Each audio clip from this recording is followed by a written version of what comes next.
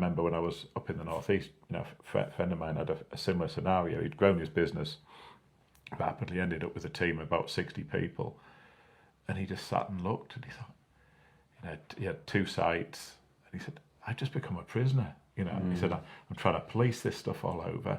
You know, I'm working like 80, 90 hours a week.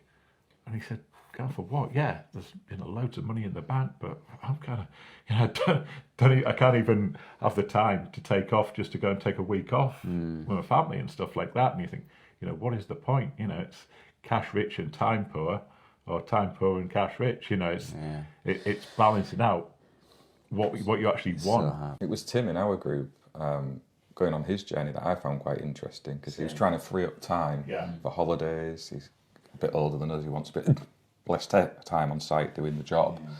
And listening to him go through that process was really interesting.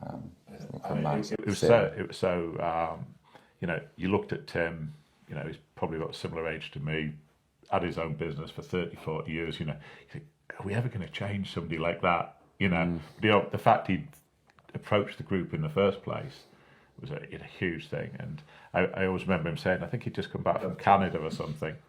And, you know, he had what he called the holiday of a lifetime. Him and his wife, they'd been to Canada for a couple of weeks, stuff like that. And they came back and they just asked themselves the question, why should it be the holiday of a lifetime? You know, I've worked really hard.